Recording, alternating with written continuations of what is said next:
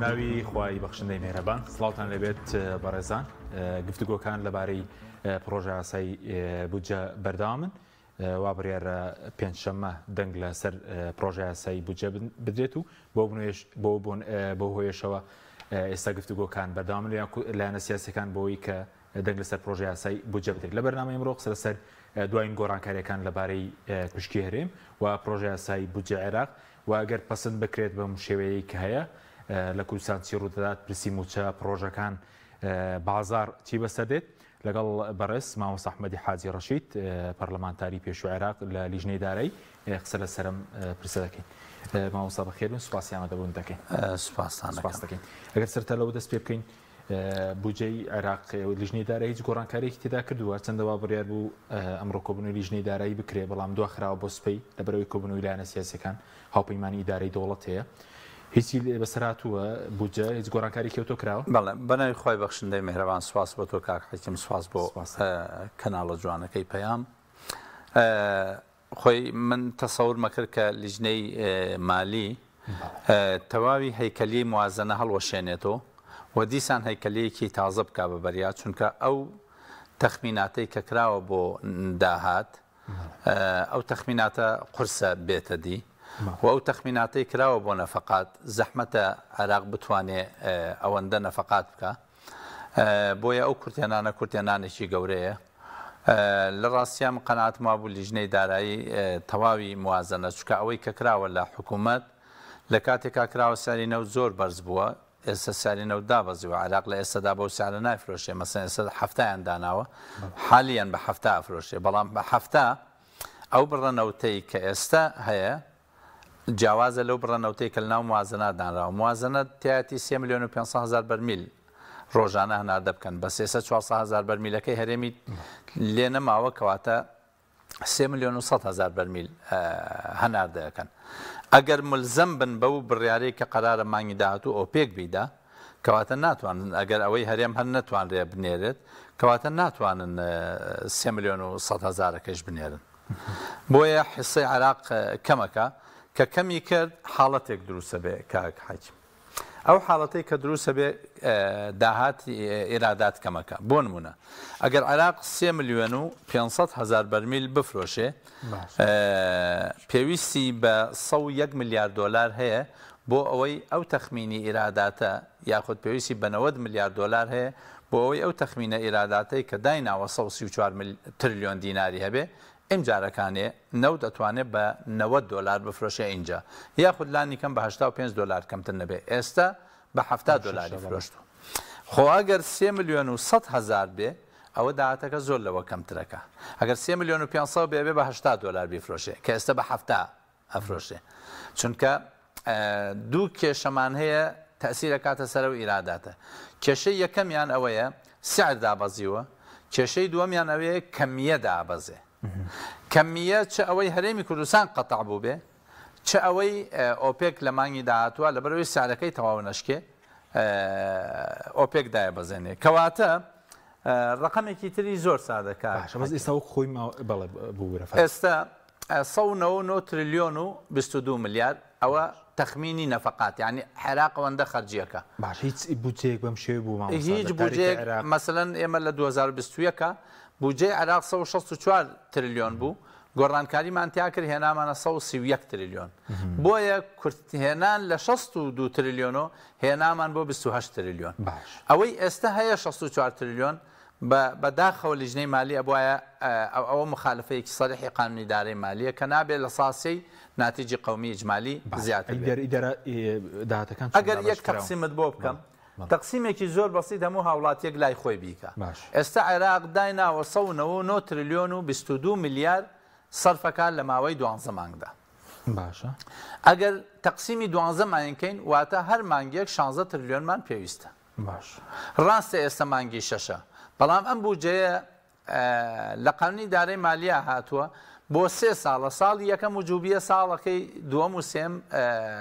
قابل بە تعدیلاتە بەڵام هەموو مانگێک 16 تریلیۆن دیناری ئەوێ عێراق 16 تریلیۆن دینار لە چی بەدەزێنێ مانگی پێشوو کە عێراق نەوتی فرۆشتووە بای چەندی فرۆشتووە کاک حەکیم بای 7 میلیارد دلاری فرۆشتووە کەواتە ئەکاتە نزیکەی 10 تریلیۆن دینار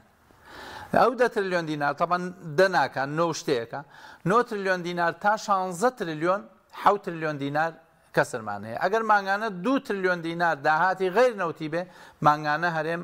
عراق پێویستی بە 5 تریلیۆن دیناری تری کورتێنان هەیە ئەو 5 تریلیۆن دینارە لەکوێ ئللا بێ لە حسابی ئیسtisمارات کەمیکە و لە حسابی ئەو مدەورە یا بە قەرز ئەگەر ڕوو بکەینە قەرز سندوقی نەقدی دەولی کە لە سیویەکی مان کۆتا جەلسەیان لەگەڵ عراقیەکان کردووە قرار وە سندوقی نەقدی دەولی کاتێک کە قەرزەدا ئەویژە بێت تەوسیاتی جێبەجێکەی تەنها 5 میلیارد دۆلارەدا کەواتە لە هەموو مانگێک 600 میلیارەدا ئێمە هەموو مانگێک پێویستمان بە 5 تریلیۆن دینار هەیە بۆیە ئەو تەخمیناتەی کە حکوومەت کردوێتی ئەستەمە جێبەجێ بێ و ئەبوایە لیژنەی مالی بەوە هەستانایە کە ئەو تەخمیناتیان کەم کردایەتەوە اینجا ئەوە چۆن نەکراوە چۆن ئەوە برادرانی هاوڕێیانی لیژنەی مالی ئەو بڕیارەدەن ئەوە حاڵەتی یەکەم حاڵەتی دووەم پرسیارەکەی جەنابەت ئەو تعدیلاتانەی کە کراون ئەو تعدیلاتانە کە کراون بۆ نمونە هەرێم بە تایبەتی پارتی دیموکراتی کوردستان زۆر نیگەرانە لەوەی کەوا بڕیارێک دراوە لەبەرەوەی هەر پارێزگایەک ئەگەر ڕازی نەبوو لە پشکەکەی خۆی ئەتوانێت مامەڵەی مباشر بکە ئەو حکوومەتی هەرێمە لە ساڵی 2006 پارێزگای سلێمانی و هەولێر و دۆک بە تایبەت پارەی تەنمێ ئەقالیمان لە بەغاوە بۆ هاتو هیچ کێشەیەکی ڕاستە خۆ لە بەغاوە هاتو هیچ کێشەیە هەرێمیشی هەڵنەوەشاندەوە بالعکس ئێستا ئەندامانی ئەنجومەن ئەگەر گوێیان لێم بێ چاگەزانن لە ساڵی 2011 بڕۆن سەیری موازنەی 2011 حکوومەتی هەرێم بکەن سەیری موازنەی 2011 حکوومەتی اتحادی بکەن 98 میلیارد دینار تەرخان کراوە بۆ هەر سێ پارێزگاکەی هەرێم ئەو کاتە بۆ دۆک و هەولێر و سلێمانی کە ئەو کاتە پارێزگای هەڵەبجە ئیستیحداز نەکرابوو 98 میلیاردان راوە بۆ سێ پارێزگا لە موازنەی هەرێما سەیریکەن 92 میلیاردان راوە کەواتە هەر لە ڕێگەوە 6 میلیارد دۆلاریان لێلادا بوو نازان بۆچیان لابوو ئەندامانی ئەنجومەنی پارێزگای سلێمانی ئەو حەقیقەتە هەزا ئەو بیرۆکەی بەڕێز بوو لە خولی پێشووتر لە 2000 ئەوە لە ڕاستیامە گروپێک بووین ئەو گروپە خۆ مامەڵی پارێزگاکە ئەو گروپە پێشنیاریان کرد کە بە چیتر هەولێر یا حکوومەتی هەولێر ئەوەندە فشار بۆ سلێمانی دروست نەکە ئەگەر ئەوەندە فشار بۆ سلێمانی دروستکە سلێمانی ناچارە بێ پەنابەرێ بۆ دەرچە و با بڵێن شوێنی تر بۆیە پێشنیارمان کرد لە لیژنەی مالیە و توانیمان لۆبی بۆ بکەین کە ئەگەر هەر پارێزگایەک نەمانوت بوو پارێزگای هەرێم هەر پارێزگایەک لە عێراق تەبەنەوانی تر مباشر مامەڵیان هەیە ئەگەر داهاتە ئیتیحادیەکە ئامادە بوو داهاتە ئیتیحادیەکانی تەسلیمکە ئەوە ملزەمە حکوومەتی عراقی بودجەی بۆ بنێرێت تەمەن کە سەیرمان کرد داهاتی سلێمانی داهاتە ئیتیحادیەکانی نەوتی حەسیرە بوو 41,000 بەرمیل نەوت بوو هەموو تەنێکی 16 دۆلارەدرا تا گەێنرایە خورمەڵە لە خورمەڵەوە بە بۆریە نێرا بۆ بینای جیهان بۆیە وتمان حکوومەتی عراقی ئەوە نەوتی حەسیرەیە چۆن مامەڵەی لەگەڵاکەی بیکە تەوان نەیەتوانی مامەڵە بکە بەڵام ئەگەر ئەو فەقەرەیە تەسبیت بووایە ئەوە حکوومەتی اتحادی ملزەم بوو بەوەی بودجەی سلێمانی بنێرە بەڵام بەداخەوە سەرۆکی وەفدەکەی حکوومەتی هەرێمی کوردستان کە بەڕێز قوبات تاالبانی بوو ئەو داکۆکی کرد لەسەر هەڵۆشانەوەی ئەو فەقەرە کە ئێستا داکۆکیەکە لەسەرەوەی ئەبێ ئەو فەقەرەیە هەبێ ئەوە سیاسەتی بانێکە و دووهەوە بەست و بەزیانی نبینی بۆ هەرێمان بڕگەیە ئەگەر جێبەجێ بکرێ ینی هەندێشت تۆ ئەگەر مەسئولی لە کۆمەڵی خەڵک لە سلێمانیە هەند پێویستیان بە موچەی بەوە تۆ ئەگەر هەولێر وەرە ئەحسایات کە ئێمە موازنەمان نییە لە هەرێمی کوردستانە لە 2013 تا 2023 موازنەمان نەبوو پەرلەمانیش هەڵوەشایەوە چۆن پارە تەوزیع کراوە من ئەگەر خەڵکی سلێمانی مەگەر نوێنەری خەڵکی سلێمانی بم ملزەمم کەوا دیفاع لە خەڵکی سلێمانی بکەم لە کاتێکا کە ئەگەر هەولێر بە مەزاجی مامەڵەی کرد بێ هەولێر مەقسەم لە سەرۆکی حکوومەتە بە مەزاجی مامەڵەی لەگەڵ سلێمانی و قەزا و ناحەکانی سلێمانیە کرد بێ سلێمانیە بێ پەنابەرێتە بەرەوەی دیفاع ئەگەر ئێمە لە چوارچەوەی وڵاتێکی فیدراڵیانین قەیناکە ئەگەرە چین لە دەرەوە ئەم پارەیەمان هێناوە ئەوە ئەکرێک لێ بکەن بەڵام تۆ لەو لاوە سلێمانی مەحرومەکەی نایەڵیت منیش بودجەی خۆم و استحقاق خۆم لە بەغاوە بۆ بێ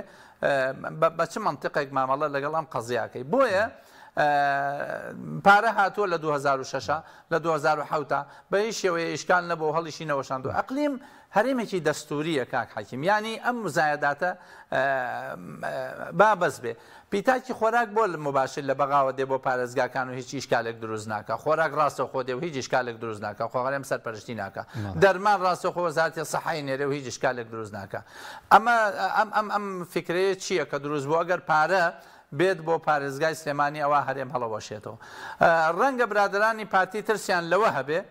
کە ئەمە سەر بکێشێ مادەم هەولێر ناتوانێت بە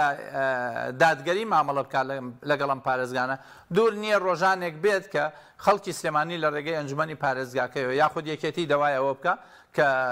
سلسی محافظەی سلێمانی بکە ئەنجومەنەکەیەتی دەوای ئەوە بکە، زۆرینەی ئەنجومەنەکە دەوای ئەوە بکە کە ئەمە بێتە هەرێمێکی سەربەخۆ. تۆ کاتێک دەوڵەت تەوێ هەرێم تەوێت کە خزمەتی کە هاوڵاتیەکان بکە، کە ئەگەر دەوڵەت هەبوو خزمەتی نەکرد، ئەگەر هەرێمێک هەبوو خزمەتی نەکرد، ئەوە ناچار هەرێمی سەربەخۆ ئەگەر خزمەتکە ئەویان باشترە بۆ هاوڵاتیەکان. ئیتر ئەم کیانە بۆشەی کە هەم بێ و ببێتە هۆی چەسانەوەی هاوڵاتیەکانم من چه ئیسفادەیەک لەمەکەم. بەڕاستی ئەبێ ئێمە هاوڵاتی بکەینە سنتەر و خزمەتی هاوڵاتی بێتە کەشەکەەوەی خۆرگەدرێکە لە هاوڵاتی سلێمانی ئێستا غەدر لە سلێمانی یەکێتی و پارتی بڵێن یەکێتی خۆشی بەشدارە لەو غەدرە، بەس لە هەولێریش خۆغەدر هەیە لە هاوڵاتی لە بەتەکید مەسەلەن ئێستاوە بەرز ناگا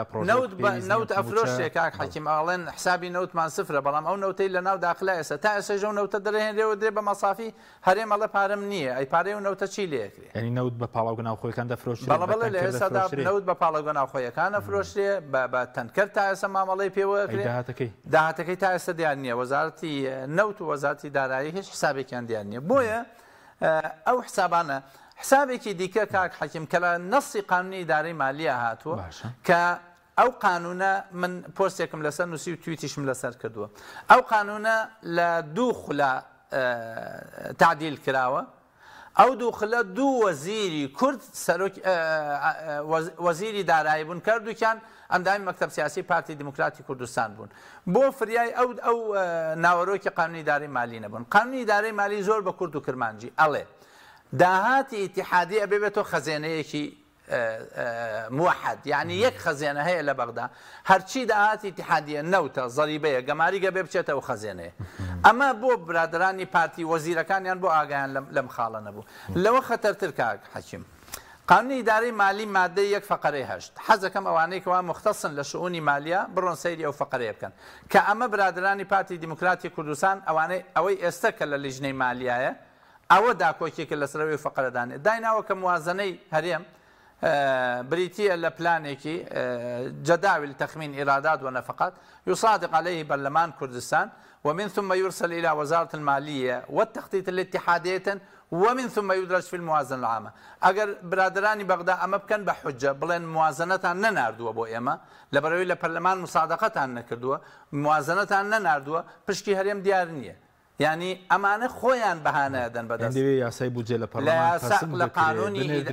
بلا قانوني إداري مالي نصا لما ديك فقري هشت بعض الموازنة هريم كاو برادراني بارتي ديمقراطي كردستان سور لسروي أبي أو فقري همو دنيا مان هواري دنيا مان كر بقسان نكردين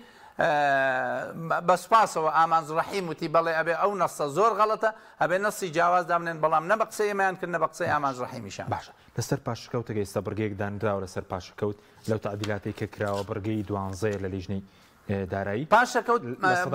بۆ زۆر مستەفیزن بە پاشە کەوت پاشە کەوت یەکەم ناوەکەی با ناوە عیلمیەکەی ناوە مالیەکەی پاشە کەوت پێوترێ قەرزی ئیجباری دوو جۆر قەرزمانەیە قروزی اختیاریمانەیە و قروزی ئیجباریمانە یعنی قروزێک بە ئارزووی خۆتە قروزێک بە زۆر لە ئینێسێنی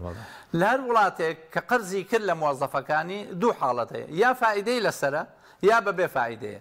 يعني اللي هندي ولات كحكومة قرضك لها ولات كاني فائدة شيء أنا داتي دعاء قرضك أنا موجك فائدة بالله كأو قرضي لي أنا كدعاء فائدة قريمان خلتي هرمي كردستان موظفة كاني خلتي كنو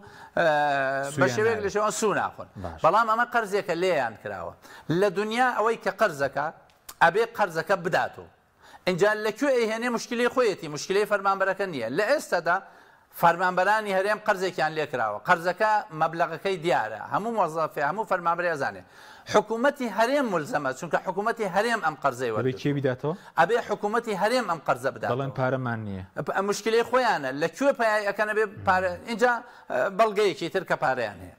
بڕۆن سەیری تەخسیساتی تاویزاتی مۆزەفین بکەن لە ساڵەکانی پێشوو چەندی بۆ دانراوە ئەم ساڵ چەندی بۆ دانراوە هەموو ساڵەکانی پێشوو ئاخر مەبلەغ نزیکەی 5 تریلیۆن و 448 ملیاری بۆ دانراوە ئێستا 9 تریلیۆن و ئەوەندەی بۆ دانراوە ئەوە خاڵێکی دیکە مەرج نییە قڕوز لەو تەخسیساتی تاویزاتی مۆزەفین بدرێن قڕوز لەو مجمەلی مەبالغە درێتەوە لە کاتێکا هەرێم قانونی موازنەی جیاوازە ئەو پارەی کە تەخسیسەکرێ لە بەقا مەرج نییە ملزەم بێ بەوەی کەوا بە هەمان شێوە تەخسیسی کا بۆ ئیسtisمارات ملزەمە بۆ تاویزاتی مۆزەفین دەستکاری نەکا بەڵام ملزەم نییە بۆ ئەوەی بۆیە لەو پارەی ئەتوانێت تەخسیسیکا ئەگەر ئەمەی نەکرد کاک حەکیم ئەگەر ئەمەی نەکەمە فەقەرەیەکی قانون ئەگەر دەنگی لەسەر درا و حکوومەتی بوو بە فەقەرەیەکی قانون فەرمانبەرانی هەرێم ئەو کاتە تەمانەوە قانونیەکان ئەتوان تەفسیل تر قسە لەسەر ئەم بابەتە بکەن چکە من اختصاصم قانونیە ئەتوانن سکاڵای یاسایی لە دادگاکان تۆمار بکەن لە دادگاکانی بەغدا ئەوە حکوومەتی هەرێمی کوردستان معرقلە بۆ ئەو قانونە و قەرزی لایە و قەرزەکان ناداتەوە بۆیە حکوومەتی هەرێم ئەزانێ بوونی ئەم فەقەرەیە چەند خەتەرناکە ڕەنگە وترابێ مادەم تەخسیسی مالی نییە ناتوانرێ پاشەکەوت سەرفکرێت ئەم قسەیە لە کوار ڕاستە طبعا قاعدەیەکی مالیمان هەیە ئەڵێ لا يمكن الصرف من خزانة الدولة إلا بموجب تخصيص ناکرێ هیچ پارەیەک سەرفکەی إلا بێ تەخسیسیە بێ بۆی دانرێ بەڵام ئەمە تەنها فەقەرەیەک نییە وتراوە لە داهاتی هەرێم لەو داهاتی کە لە عێراق بۆی دێ و داهاتی اتحادیەکەی داهاتی ناوخۆیەکەی ئەوە تەخسیسی بۆ کراوە خاڵی دوو ئەگەر بودجەی پارێزگای سلێمانی جیاکرایەوە ئەو وەختە پارێزگای سلێمانی ئازادە لەوەی ئەو موچەی فەرمانبەرەکانی خۆی لەم منتیقەیە باتەوە دوجار هەرێم لەوە با بڵێن پارتی لەوەیە ترسێ ئەو بودجەیە بە تایبەتی بێت بۆ سلێمانی حکوومەتی زۆنی سەوز پاشەکەوتی فەرمانبەران باتەوە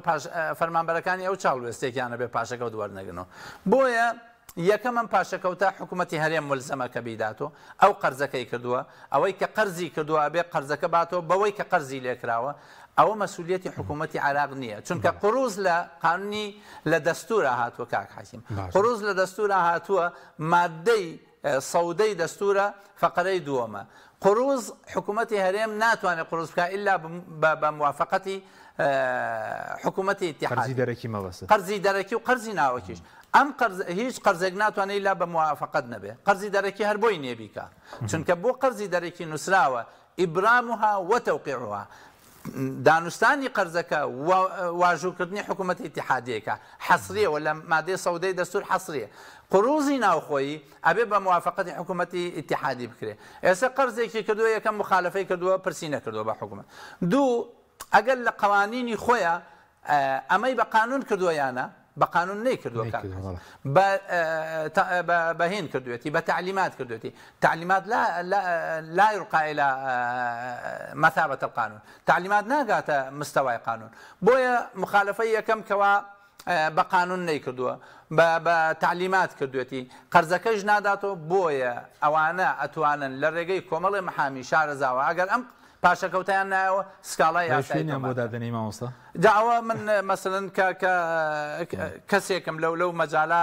قسەم هەبێ ئەبێ ڕێوشێنیان بۆ دانێن بۆ ئەوی چۆن بتوان ئەم قەرزەی خۆیان وەرگنەوە چونکە ئەمە قەرزە لەسەر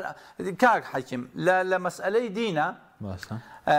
شەهید لە پێناوی ئیسلامە خوای گەورە لە هەموو گوناهی خۆشە بێ لە قەرز نەبێ ئەبێ خاوەن قەرزەکە ڕۆژی قیامەت لەو شەهیدەی لە پێناوی ئیسلامە شەهید بووە خوای گەورە لە قەرزی شەهید خۆش نابێ ئیلا بێ خاوەن قەرزەکە دوای نابێ ئەوان لە دنیا لێی خۆش ئەوە دڵنیام بکەوە فەرمانبەرانی هەرێم لە دنیا لێ خۆش زۆر چاکە بەس مامۆستا سەبارەت بەو پشکی هەرێم جا با بێمەوە سەر یەک فەقەرەکە نیو ئیزافم پێکرد ئەوەی کەوا باز لەوەکە سەرۆکی حکوومەت چۆن ئەبێ وەزیری دارایی سەلاحیەتی سەرفی باتێ ئەو کێشەی لەسەر بوو لە ڕووی دەستوری کاژمارێکی بانکی دروست بکرێ لە ڕووی دەستوریەوە لە ڕووی دەستوریەوە بڕۆ سەیری قوانینی عراقی بکەن باسی سەرۆکی ئەنجومەنی وەزیرانەکە باسی ڕئیس جمهورەکە ڕئیسی وزەراکە باسی وەزیرانەکە مرتبەی ئەوانەی دێت وزەرای ئەقلیمە کەواتە وزەرای ئەقلیم لە مستەوای وزەرای ئیتحادان نییە پەرلەمانتاری ئەقلیم لە مستەوای پەرلەمانتاری ئیتحاد نییە هەر لە هەویەکان سیر کە جیاوازە لە ئینەکە مەسەڵەن بەسی ترین شت بۆ پەرلەمانتاری هەرێم توانای ئەوەی نییە پاسپۆرتی دیبلۆماسی هەبێ لەبەرەوەی حسابە تایبەتەی نییە بۆیە وەزیری دارایی ڕەنگە لە مستەوای ڕێژوزەرا باڵاتریش بێ لە عێراقا لە هەرێمی کوردستانە حاڵەتە ئیداریەکەی چۆنە وەزارەتی نەوتی عێراق کە نەوتە فرۆشێت تا ئەو شوێنە سەلاحیەتەیە کە سۆما عەقدەکە بە فرۆشتنی نەوت حسابەکە ئیتر عێراقی بە وەزارەتی نەوتۆ نامێنێ خۆ حکوومەتی هەرێم نییە وەزارەتی نەوت هەموو شتێک بێ حسابەکە ئەچێتە فیدرال بانک لە فیدرال بانک و تەحویل دەکرێت بۆ CBI تو لەسەر حسابی 67 دوای نەقڵەکرێت بۆ حسابی وەزارەتی دارایی بە ژمارە 50 وەزیری دارایی سەلاحیەتی هەیە هەموو شتێکی پێ بکە گۆڕانکاری پێ بکە لەبەرەوەی وەزیری دارایی زۆر بە ئاسایی سەلاحیەت دەداتە وەزیری سەرۆکی ئەنجومەنی وەزیران بەڵام ئەمان لەبەرەوەی فێری ئەوە بوون ئەمان تەعاملی دەوڵەتداری و شتیان نییە مەسلەی ئاغا و ئەو شتانە مامەڵە لەگەڵاکەن چۆن تەیف سامی سەلاحیەت بە ئەمە مەسئلەیەکی ئیداریە مەسئلەی سیستەمی ئەقالیم بەو شێوەیە وەزیرە ئیتحادیەکە سەلاحیەتی زیاترە لە ڕێژوزەراکەی ئەقلیم بەس ئێستا دەڵێن وایان لێ کردو مامۆستا بەڵێ کردویان بەوەی ڕێژوزەرا سەلاحیەت باتە ئەوە بەس ئیشکال هەبوو لەسەرەوەی کە ئەوە هەر پەرلەمانتارێکی عێراق بڕوا ئەسکاڵا لەسەرەوە فەقەرەیە تۆمار بکا کە بڵێمە مخالفەی دەستورەوە سەلاحیەتی وەزیری دارایی ئەتوانێت سکاڵا بکات چونکەوە دوای تەفسیری قانونەکان بکات چونکە محکەمەی ئیتحادی لە حاڵەتی نیزاع لە بینی دوو مؤسسەی حکوومەتە قسەی هەیە و لەگەڵ تەفسیری قوانین دوای تەفسیری قانون کا و سەلاحیەتی کێیە ئایا سەلاحیەتی ڕێژی وزەرایە سەلاحیەتی وەزیری مالیە من دڵنیام تەیف سامیەی باتەوە بەڵام قەناعەتم وایە نایکا لەبەر حورمەتی شیعە سوودانی باشە بەس ئەو پێشتر پارتی حکوومەتی هەرێمیش کەوفدی هەرێم ڕۆژ بۆ وەختا وەزیری داراییشی لەگەڵ بۆیان دانەبوو کە نەوتێریم لە هەژمارێکی بانکی بێت بە زۆزار لای بانکی ناوەندیدان پێدانراو بێ بەس ئێستا کراوە بە هەژمارەکە لە بانکی ناوەندی بێ جیاواز هەیە مامۆستا لە بانکی ناوەندی بێ لە دەرەوە بێ لە هەرێم بانکی ناوەندی کاک حەکیم خۆ ئەوە حسابەکە زۆر وازحە بۆم شەرح کردی کە وەزارەتی نەوتە فرۆشێ ئەم نەوتە کێی فرۆشە وەزارەتی نەوتی ئیتحادی فرۆشە سۆمۆی فرۆشێ ئەڕواتە فیدرال بانک چونکە لە ترسی نزاعات ئەم کێشەیەکی قوڵە عێراق لە کاتێکە قەرزەکانی هەبوو 51 میلیارد دلار سەردەمی سەدام حوسێن 51 میلیارد دلاری لەسەر بوو ئەم 51 میلیارد دلارە بەشێکی هی مستەسمرینی ئەجانب بوو کە عێراق ڕووخا عێراق کە نەوتی ئەفرۆش لە ساڵی 2004 بەدواوە قەرار وابوو سکاڵای یاسایی لەسەر بکەن ئەو مستەسمیرە ئەجنەبیانە کە پارەکە کە نەوتەکە فرۆشێ لێوە گلی بنەوە حسابەکە کاتی خۆی حسابی DFI کرایەوە حساب تەنمیەتە لە عێراق پارەکە ئەچووەوێ کێ حیمایە کرد ئومەمی متحیدە ئومەمی متحیدە تا ساڵی 2009 حیمایە کرد لە ساڵی 2009 ئەعلانیان کرد کەوەی ئیترێمە لە دوایەمە لە 2009 بۆ 2011 باراک ئۆباما ڕئیسی ئەمریکا حیمایە ئەو پارەی کرد لە 2011 عێراق 400 میلیۆن دلاری داوە تاوەکو ڕزگاری بووە لەو قەزیە بۆیە حسابەکە بنووکی مرکزی لە دنیا تەعامل لەگەڵ یەکتراکە ناکرێت بانکی ئەهلی ئەوانە حسابی نەوت ئەچێتە حسابی بانکی مرکزیوە بۆ لە ساڵی 2004 قانونێک دەرچووە پارە لە بنووکی مرکزیە محمیە پارێزراوە لە بنووکی ترا محمی نییە ئەمانە نازانن بنووک چۆن تەعاملەکە وەزان هەرێمەکەی خۆیانە هەرجارێ و بانکێکیان مامەڵەیەەکە بنووکی مرکزی بە پێی قانونی ئومەمی متحیدە محمیە کەس ناتوانێت سکاڵای یاسایی لەسەر تۆمار بکە چونکە عێراق هەر پارەیەکی لا بێ سکاڵاتوان تۆمارکەن لەسەری بۆیە پارەکە بێ بچێتە بانکی مرکزی لە بانکی مرکزیە چێتە حسابی وەزارەتی دارایی اینجا لەوێ بە سەلاحیەت تەنها شکلی گۆڕیوانە بە حساب لەسەر بۆ حفظی مائی وەجه باشە بەس لە مادەی 11 بەرگە یەکەم کێشە و لەسەر ئەوەی کە وشەی تەزدیر بەکاربێنە یاخود بەیع لەلایەن سۆمە بۆ نەوتێرێم ئەوە ئیشکالە چونکە بەدەسەڵاتدارانی هەرێم کێشیان لەسەر دەڵێن باوشەی بەیعی تێدا بێ ئەمان جیاوازەکەی چییە بۆ تەزدیر سەلاحیەتی هەیە چەند بنێرێ چەند نەنێرێ چۆن نەینێرێ چۆن ناینێرێ بەڵام بەیع تۆ منەکەی بە وەکیل شتێک و بە بفرۆشم بەڵام لە ئەساسۆ خۆم هەناردەی بکەم ئەوە سەلاحێتی کولیە ئەمانەیانوێ هەر چۆنە بێ فێڵێک بدۆزنەوە لەو تەزدیر و بەیعا ئیسفادەیەک لە ئین بکەن چەندێک تەزیرەکەن و چەندێک تەزیر ناکەن بۆیە شەریکەی سۆمۆ شەریکە حەصریە لتصدير النفط العراقي الاتحادي حصري شركة سومو أو تعريف كيتي كتصدير نوتك وتصدير بوتشيك أخو أي فروشي بويا كلمة تصدير قانوني ثلاثة أو كلمة بيع باش بس رنجوان أو بتسبين بعضو كي كشتي ركوتني كده مشي وكرابي أما زانشي ياري كدنا بوشكاك حكيم أول لصالي 2015 همان شتيان كد دوای سرينك لصالي 2015 كاتفاق كان كذبوا 550,000 برميل هنارده بكري رادستي حكومة اتحاد بكري دوای فترة لمانجي كما روزانه 150,000 ينات مانجي دوم بو با 314,000 مانجي سيم بو با 208 مانجي دوم بو با 286,000 مانجي سيم بو با 314,000 مانجي چوارم بو با 405,000 مانجي پنجم بو با 500,000 مانجي ششم اشتي هورامي قطعي كردو نوتي سر بخوي اعلان كر اما كلمه حكومتك عبادي مانگی یکم 150,000 نرد بو روزانه باید 150,000 پاره بو نردن اما هواریان لیال صوتیان اما اتفاق ما وانه بو من لقل سروکی حکومت دوکات کاغنیچیر دانشتین لسر او قضیه وتم کاغنیچیر ایوه او اتفاقی که کردوتانه اتفاقی که وتیمم بس ما معدلی شهریه وتمنا قانونك نسراوه 550,000 برميل يوميا اوي شارزاي لغه عربي به أما بيوتي مفعولي مطلق سيهني هي لأجله لعدده كأجر كلمي يوميا لبيان عدده أما ملزمة بوي أو عدد تسليم كي أجناو بارد ناداته بويا أمان ياري بوشاكن بحسابي وي إسفادي لي بكن كان أنتواني عبادي لو زيركتر بوكا لسر وشيك لسر مجامليك نوتي علاقة وبارك ابن ريبو أمان بويا ياري كردن بوشا دادي عن نادا چونك أمان دواجار إيج لسر قضية كان كبريتية لقرار محكمة اتحادي مجمل إنتاجي نوته مجمل إنتاجي نوته هر من الجريب كانوا قانوني محكمة اتحاديان بويا إنه كابه همون نوت رادس كان طبعا محامي كاني هريم نشعر زابون نا بتوانابون لقر رزمة بويان لمحكمة اتحادية كاتيجا وقرار درسوا نيانتوانيوا نسبة استهلاكي محلي جاكنوا بو عراق روزانه 600,000 برميل بو استهلاكي محلي بو بنزيمة 450 لوي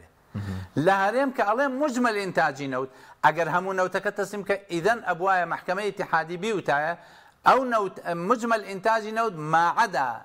حصة للاستهلاك المحلي جقل بشكي كبو بكاريناني ناوخو متناسبة مع حجم الأقليم يعني لصاد 11.6 كأوجه هلاي كي ترى أتواني بلاي بالرز مع مزرحيمة وشايتين بوبدا كم لموازنة يقلو سالانة إحصائياتي دسالي هريمي كردستانم لوزارتي تخطيط درينا ك 11.92 وتم فرمو دواي لصاد شوار دبكن شو كأوا وثيقية كي معترفي وزارتي تخطيط اتحادية بود ناردون بوم ناردن لقل وزير كان قسم لقل وزير كقسم كل بلامنا أنتواني وتثبيت كان بويا تاسد 11.6 حوجة بجيك باشا بس وكو دواي أو فرمو دواي بلينا وبرياري دادقي فيدرالي ودواي راقتي نوتي هرم لنا خدا نابت بهاو بشي دارة بدري لروي دستوريوني نود بهاو بشي إلا بير نوتكان أو دو باشا كاك حكيم ما دي صودو عنزا فقرية كمي هردو فقرة كباسي يكان الله معا يكان الله معا معا لقل معا بو بير كونا كان أو حالتك تايبته أبي هما هنجي أبي بو بير تازا كان ديسان كلمة معاني تايا أبي تطوير سياسي نوتي بهما هنجي عراق بكري لهيج قضية نقرأ ونتوب عراق كواتا كلمة معني عن بكارنا يناوى أبي تريش تطوير حقل كان أبويا بإذن عراق بايا أول شيء نكردوه بويا باسي حفر نكراوة باسي استكشاف نكراوة لنوقع دستورة قران نكراوة كواتا حكومتي هريم أتوانين قران بكا باسي درهنانيش نكراوة چند دربيني بلان باسي تصدير كراوة سومو شركة حصرية بو تصديري نوت خاڵی دوو ئیتیفاق هەیە لەگەڵ تورکیا بۆ محکەمەکەی دۆڕان لە ICC لەبەرەوەی ئیتیفاقێک هەیە لە ساڵی 46 ئیتیفاقێکی دەولی هەیە لە بینی تورکیا و عێراق دوایی لە 73 هەیە لە 77 هەیە لە 2010 هەیە حسێن شارستانی من سەعاتێک و 58 دقە لەگەڵی دانیشتوم شایەتیدا لە فەڕەنسا لەسەر قەزەی نەود لە ئەو کاتە دۆسێکە لای تۆ بوو لە ئەو کاتە دۆسێکە لای من بوو کۆەوەی مقرری لیژنەی مالی بوو ئەم بڕیارە ئەڵێ حسێن شارستانی بۆی باسکردین من و هودا سەجاد بووین ئەندام پەرلەمانێکی دیکە وتی من کاتی خۆی کە وەزیری نەود بووم جێگری سەرۆکی ئەنجومەنی وەزیران بوو بۆ مەسائلی تاقە چووە ئەم ئیتیفاقی لەگەڵ تورکەکانەوە توێتی بۆ ئەوەی وەسیقەیەکی ملزم بێ بۆ هەردوو لامان ئێوە لە پەرلەمانی وڵاتەکەتان دەنگی لەسەر بن ئێمەش لە پەرلەمانی وڵاتەکەمان دەنگی لەسەر کە دەنگیان لەسەرداوە بۆتە وەسیقەیەکی ملزم و ئاواتوانیان کە تورکیا بۆی نییە نەوت لە عێراق وەربگرێ ئللا لە ڕێگەی وەزارەتی نەوتی ئیتیحادیەوە بوو و ئەو کات دەوای 26 میلیارد دۆلاریانە کرد ئێستا غەرامەکە دانراوە بە ملیارێکەوە زۆرزەمەوە قۆناغی یەکەمەوە 2010 بەدواوە چونکە ئەوەی کە ئێمە کردمان تقریبا تا 2019 بوو ئەو مەهینە بەڵام دوجارەمان توانیان محکەمەکە تاجیل کەن دوو جار لە ڕێگەی سەرۆکی ئەنجومەنی وەزیران و بەداخەوە خۆی نامەیەکشم نرد بۆ بەڕێز عادل عەبدولمەهدی وتم خەفایای ئومور لای بەڕێستان ئەتوانی مەقالێکی تەفسیل بنووسی کە ئەو بابەتە بۆ لە 2014ەوە گەیشتە 2023 چونکە ئەو باسی کۆمەڵێک خەفایاکە لە سەردەمی ئەوە ڕوویداوە محکەمەی ئیتیحادیش و محکەمەی ICCش عادل عەبدولمەهدی وردەکاری و قەزەی دەیان جارگلەی کردووە لای فراکسیۆنە کوردیەکان کە هەرێم ئیحراجم نەکە لانی کەم 10,000 بەرمیل نەوت ڕۆژانە بنێرێ بۆ 2000 عادل عەبدولمەهدی بوو بە قوربانی پارتی وێکێتی خۆشیان هەرەوە کار بوونەوەی کە بەڵێ لا ببرین بەڵێ بە زۆر باش فەرموو جەنابەت ئاوەکە توانوسە بەسەبار بە ئەو پشکەی هەرێم کە دانراوە باز لەوە دەکەی وەکو خۆی ماوەتەوە 16 تریلیۆن و 479 ملیارە جگە لە سیادی و حاکیمە کە باز دەکرێت بە هەمووی گاتە 20 تریلیۆن ئەو بۆ هەرێم بەشێکی باشە کێشەی موچە پرۆژە و بەرهێنان پەرەپێدانی پارێزگاکان کۆمەڵێک تەخسیسات هەیە لە مالی عێراقا لە موازنەدانرێ تەخسیساتی وەقفە هەل لە فەقەرەیەکی موازنە هاتووە لە قانونی دارەی مالیە هاتوو بە هیچ شێوەیە ناتوانانی مناقەلەی لێ بکەین تعویزاتی مۆزەفین باش هێز نییە بتوانێت مەسەن سەلاحێتی داوەتە پەرلەمان سێ سەلاحێتی کاک حەکیم و لژنەی مالیش جزئێکەوە تەخفیض مجمل المەبالغ ئەو مەبلەغی کاتۆ 109 تریلیۆنەکە یانتوانی کەمیکەنەوە بۆ ئەو مەبلەغی کە خۆیان قەناعەتیان پێ المناقلة بين فصوله وأبوابه مناقلة كردن لم فصل بو أو فصل لو بابا بو أو بابا لحالتي سيما بويان هي زيادة مجمل مبالغ كان بقرانو بو حكومة اتحادي استا تعويضات موظفين يكيك لو فقراني كإداري مالي قانون إداري مالي كما وكو دستوري مالي علاقة نهب دستوري مالي علاقة بهيج شوية مناقلة لتعويضات موظفين يعني مسوقرة موچە صدا صد مسوقرة بلا هەرێمی کوردستان نابێ عرقلە دروستکە وەکو عرقلە دروستکە بەوەی مەسەن ڕێگە نەدا داهاتی اتحادی بگەڕێتەوە ڕێگە نەدا مەسەن عرقلە بۆ سۆمۆ دروستکە بۆ تەصدیر ئێستا تۆپەکە لە ساحەی عێراقە بەڕاستی چونکە ئەمان شەفەییش بێ ڕازی بوون لەسەرەوەی نەوت با سۆمۆ بیفرۆژێ بەڵام ئەو مەسەلەی بەیع و تەصدیر و ئەوانە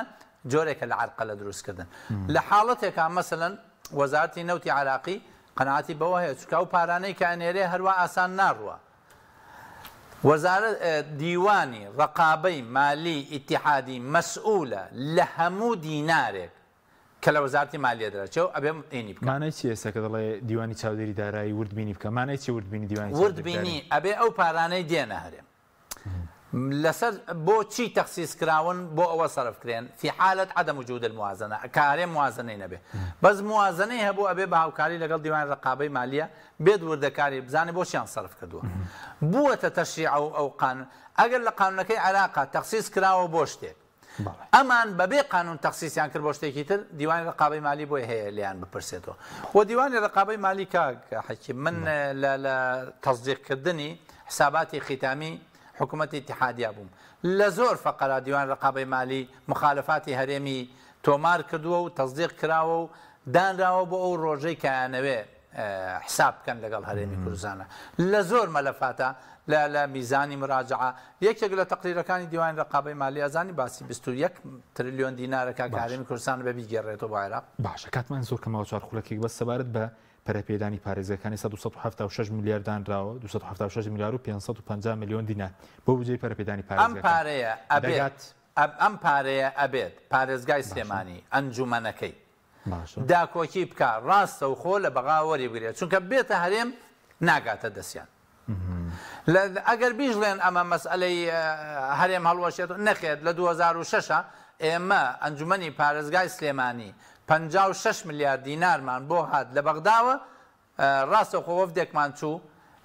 هێنرا خرایە حسابێک و لێرە تەوزیعمان کرد ئەنجومەنی پارێزگا تا ساڵی 2014 لە 2005 تا 2014 9 ساڵ 1500 مەشروعمان جێبەجێ کردووە بە سوپاسەوە کاتە کامەر فەتا مەسئولی ئیدارەی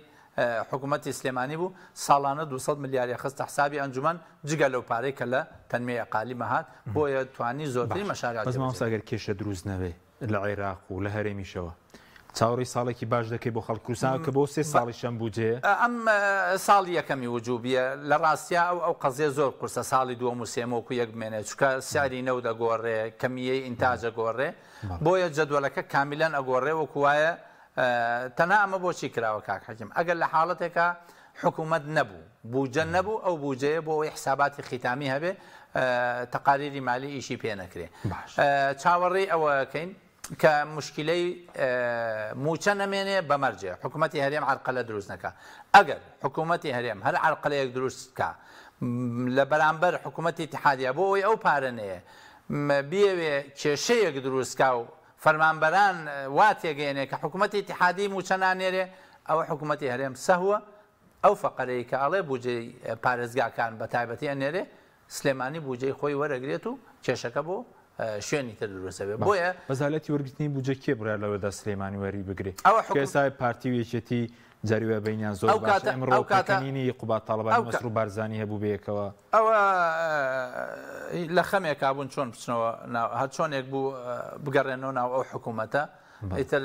مشکلەی هاوڵاتیان هەر ئەوەندە مشکلە بوو تا بگەڕێنەوە ناو ئەو حکوومەتە ئەوی دیکەی مشکلە نیە ئەو وەختە خەڵکی هاوڵاتی و فەرمانبەرانی سلێمانی پێویستی هەڵوێستیان هەبێ کە فەقەرەدانراوە بۆ جێبەجێ ناکەن یادا ئەگەر دانانەکەی بۆ ئیستیفزازی پارتیە ئەو وەختە ئەزانرێ بۆ ئەوەیە پارتی بێتە ژێرمەرجی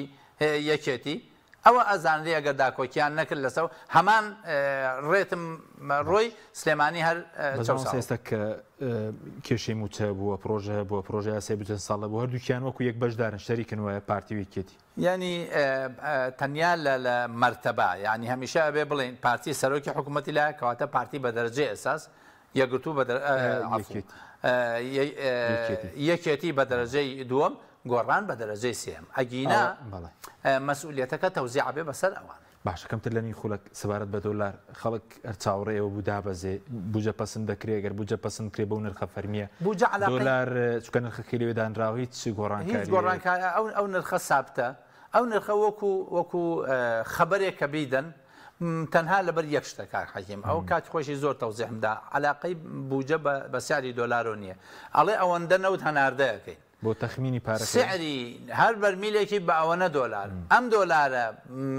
معادلە بکەن بە 132 کاتە ئەوەندە دینار بوجە عەلاقەی نییە بالعکس بوجە هەندێک جار کاریگەری لەسەر بەرزبوونەوەی دۆلارە بێ بۆ نمونە کاک حەکیم ئەگەر بوجە تەزدیق کرێ مەشاریع دەست پێکە یانە بەڵێ مەشاریع دەست پێکە کەواتە پارەکەوێتە بازاڕۆ ئەگەر پارەکەوتە بازاڕۆ دینار بکەوێتە بازاڕۆ دۆلار